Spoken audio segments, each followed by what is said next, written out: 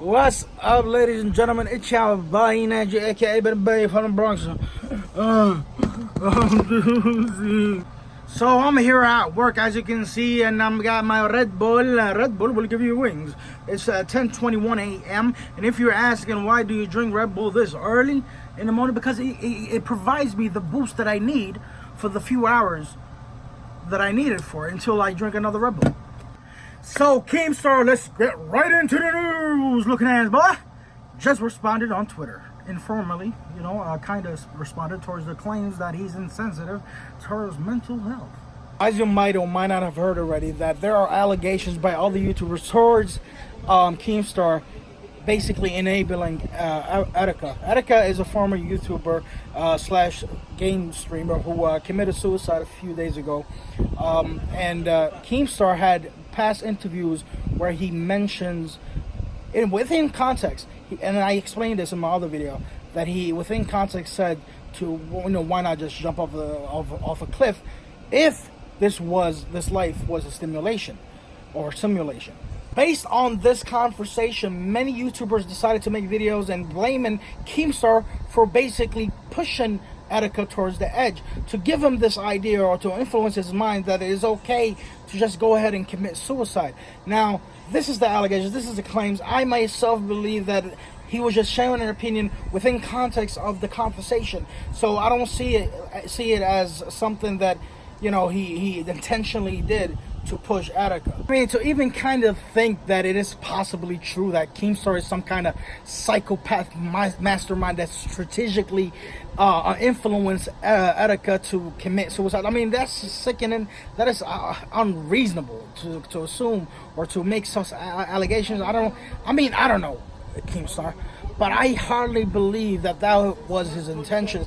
Now, let me just say that I said some things myself on Twitter, because after reviewing some evidence that was provided by the certain YouTubers who claim these things, there are evidence that, okay, let's say Keemstar is insensitive.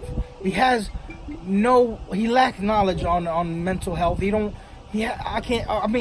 He looks like he doesn't really believe that mental health is an actual thing. It seems that way. Yeah, I think his insensitivity towards mental health or depression is due to his lack of personal experience with depression and mental health.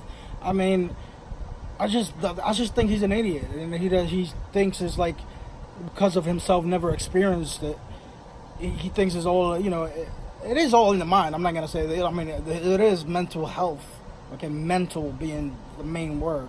I'm saying that he himself didn't experience it personally, and and haven't had it, like with the people around him, maybe never experienced it even with people that surround him.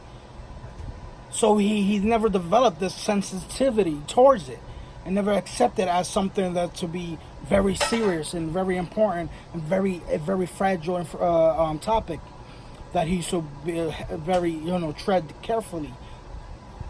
And that's all I said, and that's actually how I explained it in my tweets. So Keemstar was very hesitant in responding towards the allegations against him. He didn't. That's why he haven't uploaded any videos yet. I mean, he didn't expect it. You can see that he didn't expect it. So I don't think that Keemstar is like some kind of, like I said, psychopath that purposely manipulated Etika. I don't believe that. I don't believe that for a second. Like I said, I just think he's insensitive because of lack of personal experience with mental health. But here we go. Here's the video where Keemstar explains why he's hesitant to respond, and basically giving a short explanation. Maybe let's see. There's been some really scummy people that are taking a clip from the interview I did with Etika, where I'm giving warnings of simulation theory and going down that rabbit hole. And they're trying to spin a narrative that I told Etika to jump off a cliff, which couldn't be farther from the truth. I've been blocking those people. I've been ignoring those people. It's been really hard for me not to respond to those people. In some cases I have, and then I delete the tweet because I feel bad. I feel like this isn't the right appropriate time. I don't know what's appropriate. I don't know what's respectful. I don't know how to deal with this situation, because the way I perceived Etika and everything that was going on was not the way the public did. When I talked to Etika privately, he was normal. I mean, Etika was never normal. I mean, he was an amazing entertainer. He was a special person, but he was not the Antichrist. He, like, literally before the interview that I filmed with Etika, we were talking just about normal stuff. And then cameras go on and it's a completely different person. I always perceived that Etika was just constantly trying to entertain people. My videos, I put a lot of work and effort to make them as entertaining as possible, but they were nothing compared to Etika reacting to a drama alert. Etika reacting to a drama alert was the greatest thing ever, and that's how I discovered him.